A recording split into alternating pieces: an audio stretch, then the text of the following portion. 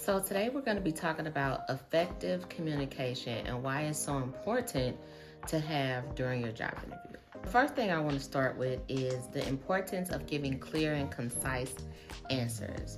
I often talk about this whenever I'm talking about using the STAR method. The STAR method is designed so that you can answer those hard questions or those behavioral interview questions with a format so that you don't get lost. This allows you to have effective communication. This also allows you to avoid rambling. Rambling is something that I notice often during job interviews as well. As the person on the other side, a lot of times people are nervous. So with being nervous, it sometimes causes them to lose track, lose focus, and ramble a bit more than what they would have usually done.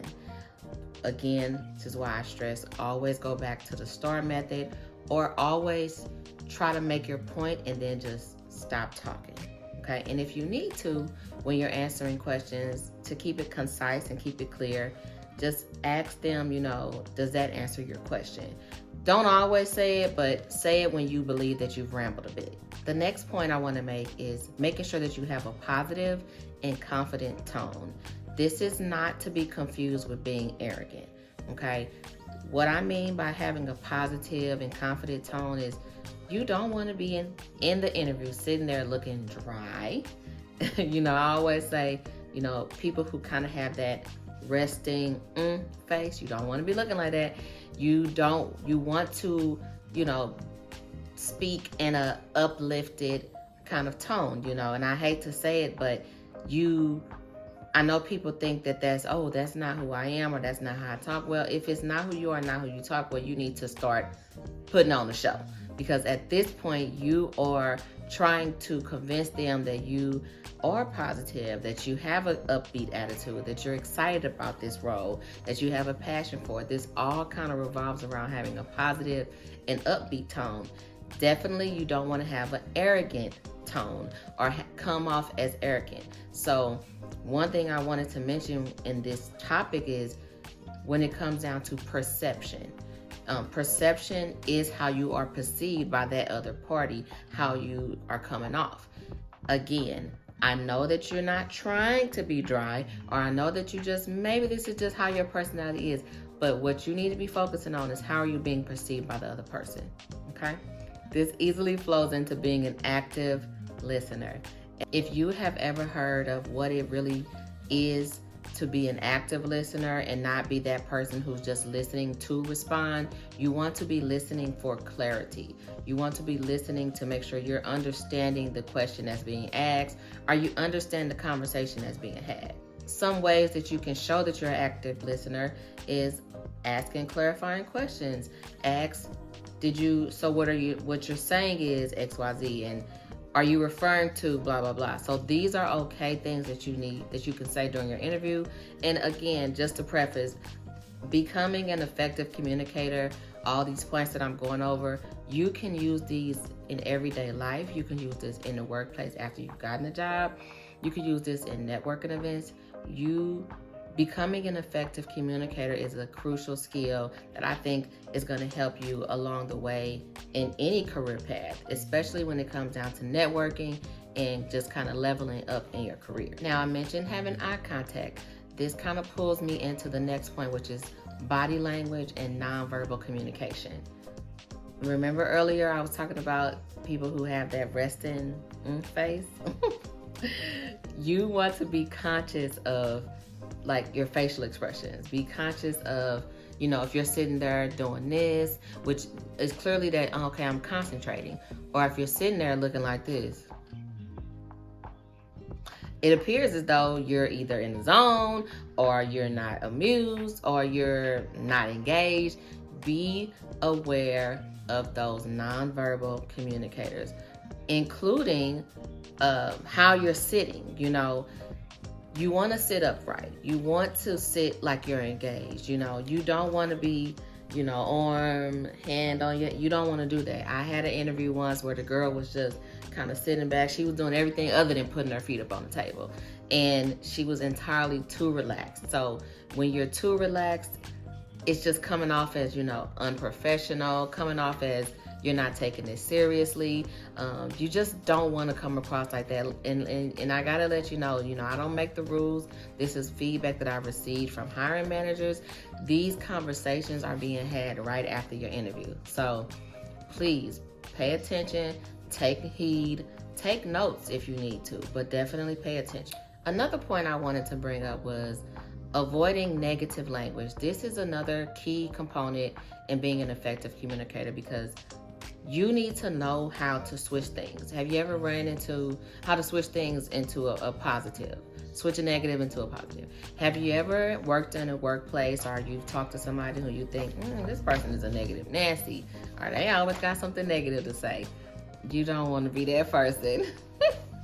You don't want to be that person. You want to be that person who looks on the bright side, okay? So here's an example. So you're in your interview. They're asking you a negative question. Tell me about a time you had a conflict. Tell me about a time you had to solve a problem. Tell me about a time where you had a team member who dropped the ball. Tell me about an instance where you failed. These are all negative questions, but the key here is not to focus on the negative, not to focus on the problem. Focus on the solution. Tell them what happened. Tell them what the problem was, but don't spend too much time on it.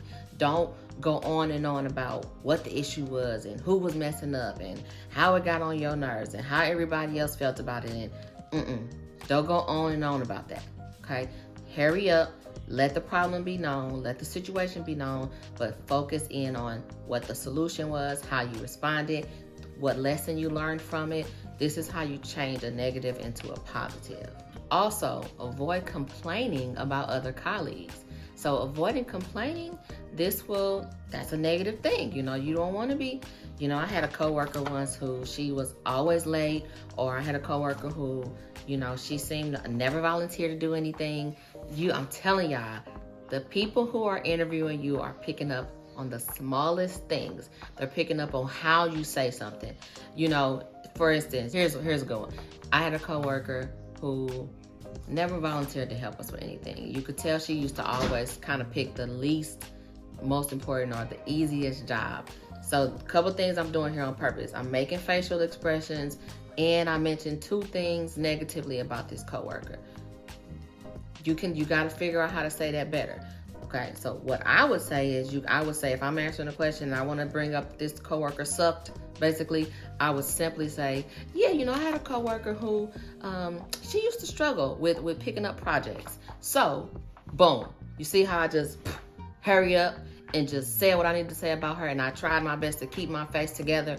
You just want to make sure you're giving a positive impression. Because you don't want them to be thinking that, she looked down on her coworkers, or she don't, she's looking sideways, or what she should have been trying to do was help her coworker instead of talking about her. I'm telling y'all, these people you are interviewing with are people too, and they think people thoughts, meaning they be talking sideways. They have a lot of stuff to say after the interview, and you just want to be on the good list, okay? Another component of effective communication, asking relevant questions. This is important during your job interview because you've already looked at the job description, you've already updated your resume, you've already submitted it, you've already landed your interview, you already had time to mull over what type of questions they should be asking you, which means you should have had time to think about what questions you want to ask them that are either relevant to the person that's interviewing you, relevant to the company overall, relevant to something about the company that's in the news, some of their latest developments, or relevant to the job description exactly.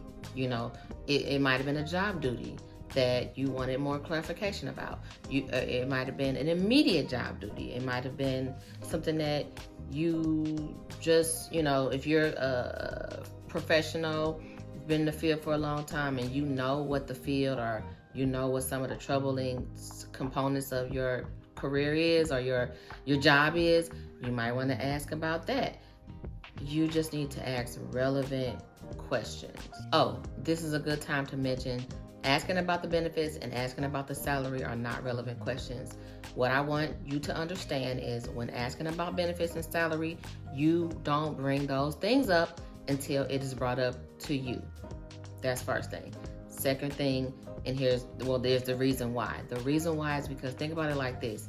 By the time you've shown yourself to be the person that they want to select, then it's time for you to, it's like now you can put yourself on the table and kind of command the salary that you want and the benefits that you're looking for. They might not be able to change too many of the benefits, but they darn sure can change that salary. Don't let nobody tell you they can't. There might be a situation where they're at their limit for the salary, but this is when you bring up the salary. When they're in the background saying, this is the person we want, we got to make this offer to them. We got to make the offer happen. That's the kind of conversation that's being had in the background. They're talking like that. This is the one. This is the one. I got to have this person on my team. That's when you can bring up salary. You can't be bringing up salary in the beginning. A lot of people don't like this topic. A lot of people disagree with this. But until these conversations behind the scenes change, these are the rules of the game. And you got to play by them. If you want to succeed and elevate, when it comes down to the rules of corporate or the workplace, it is what it is. Take it or leave it. Last but not least, when it comes down to effective communication, you want to be able to handle difficult questions. There are numerous difficult questions that can be asked of you during a job interview. Those difficult questions can include, tell me about a time your ethics have been challenged. Tell me about a time you disagreed with your supervisor or disagreed with your manager. Tell me about a time you had to make a decision that was not what the majority wanted. There are a lot of different questions that can be asked of you during your job interview that are those hard questions. The weakness question is always a hard question. So to answer the hard questions, you always want to do what my sons are always told by their father, which is think before you speak or it just might cost you.